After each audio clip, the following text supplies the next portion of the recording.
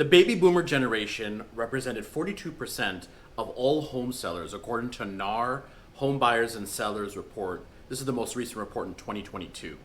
That's a large number. So large, it's actually the largest group amongst home sellers. You want to join this group?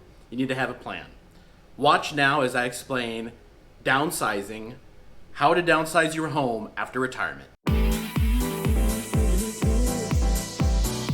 Actually, this is going to sound a little bit counterintuitive. I would like for you to start the search first, right? And if you're in a fortunate position, all those years of working, you have a little nest egg there, go ahead and purchase the property first, and then you can always go back, and I'll explain later on. Make sure you stay to the end of the video. Towards the end of the video, I'll explain how to prep your home for sale.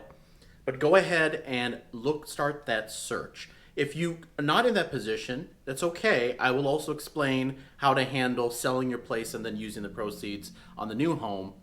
With this new search, the great thing about using myself, for example, as your realtor, I can go into the MLS, I can filter by areas. Some seniors and baby boomers prefer to stay in a regular home.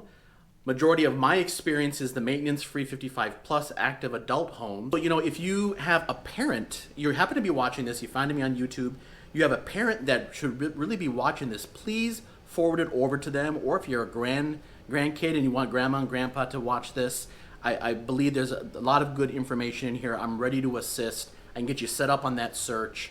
We can have a sit down. I'm happy to, in all over Chicago, to help out, not just the city, because particularly with these 55 plus, I know there's a lot of people that don't have a place in the city, they're actually in the suburbs, and I've helped people in the suburbs, particularly that's part of one of the niche that I work on, the downsizers. Those type of homes give you all the fixings, how I like to say it, all the amenities, the clubhouse, indoor, outdoor pool, pickleball, tennis, etc. And some even have a golf course, and I've helped so many clients in and around actually Chicago, which is actually surprising. You're probably thinking, well, naturally most people want to go to the Floridas, the South Carolinas, the Arizonas. But it's really interesting, that same NAR report, the number one reason for selling, of course, overall home sellers, 18%, that was the highest, but it was even higher in that baby boom cohort, 57 to 75, some almost 30%. That's the number one reason, and a lot of times families, like my personal reason, my parents, they thought about Florida for a hot minute, but me and my sister live in Chicagoland, and so they decided to be close to us. That is very important. So if you're looking in that Chicagoland area, I can help you, set you up on a search specifically for those 55 plus areas. And if you can't find one in that particular area, of course, reach out to me and let me know. But yeah, that is kind of surprising. And then, of course, they live in Chicagoland, and of course, snowbirds get a place in somewhere warm. So I get it. Not everyone can actually go ahead and buy a home and kind of manage two homes at once. So if you need to sell your home first, right, and have those proceeds to apply to, be it an active adult, 55 plus home, a regular home, a condo, etc. What you can do is, the great thing where we're out in the market overall, the market is softening. Yes, it's softening. There's no crash. We're having a little bit of a correction, a little bit of softening. And so in the past, people were, regardless if they're seniors or retirees or just move-up buyers, they would be able to do contingency offers. So what we would do is we'd structure a deal. Myself as your realtor, once we would isolate the home, even if we don't isolate the home, we'd prep the home, right? Declutter, get it ready, professional photography, get the home ready, get it on the market, right? And then basically all this time while the property is in the market, it may take a little bit longer to sell.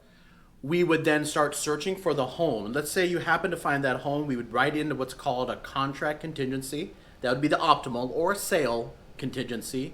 The difference is depending on if there's a contract on your home.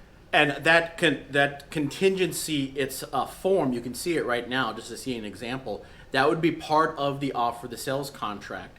And you would have a certain amount of time. So what would happen is we would close on the property. Hopefully everything smooths out, but of course it's contingent. So if you have that property, you isolate it, you submit the offer, more than likely that seller will be able to consider it. You'll be able to consider, you won't be completely denied.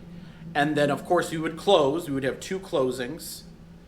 And If you still needed more time, for example, let's say we haven't isolated that buy, then we would do what's called a lease back. You'd be a de facto tenant, you would be a tenant, and the new buyers on your existing home would be a landlord. And we would negotiate amount of time, a little money would be put in escrow as a holdback. So you do that lease back until you're isolating the new property, and then of course you can move in there. I know it's a lot to absorb. Please reach out to me. The good news, overarching thing I want you to find about this particular situation, if you have to sell your home, because of the softening of the market, it's to your advantage. We can use this contingency option. So prepping your home for sale, of course, right? Regardless if you've already bought your home or you need to do that contingency that I just talked about, 3 words. You know, typically it's location, location, location. When I say, and particularly with dealing with if you happen to be in that baby boom generation, declutter, declutter, declutter. It is just really critical. I know a lot of you are thinking, well, wait a second. People kind of want to see, okay, I can keep it as is, and so they can envision all of their stuff can go in the home. No, we want it to be clean. The way that buyer envisions, regardless if they're 10 years old or 100 years old, is they need it completely clear so they can envision their stuff. Because you don't know, you can't control them. They may also have a lot of stuff, not only their own stuff or junk, but their kids' stuff and grandkids' stuff. They need to make sure it fits into this home that they're looking at, your home. So really start early. You can use 1-800-JUNK. Your kids, right? Hopefully you supported them.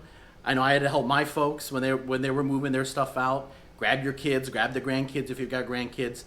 Clear everything out. Try to remove as much as possible. And then when you get it decluttered, reach out to me. I can help you kind of just with the flow. We want to get professional photography. Of course, you want to do a deep cleaning. And of course, I've got a complete marketing. You see a couple of slides right now. My marketing plan to get your home sold. So that's really important. It starts with declutter. Regardless if you're buying your home first or you have that contingency, you must declutter your home. That's important. And then of course, everything else is kind of lockstep. And I'm happy to explain my full marketing plan. I also have a link below. You can reach out to me. Downsizing, how to downsize your home after retirement. Thank you so much for watching. I am Anant Deoras, AD with eXp Realty. Don't leave. I've got a couple other videos here you might find interesting. Reach out to me. I'll be happy to help. There's a questionnaire below. Fill it out. Watch these videos, and I can't wait to see you on the next video. Take care.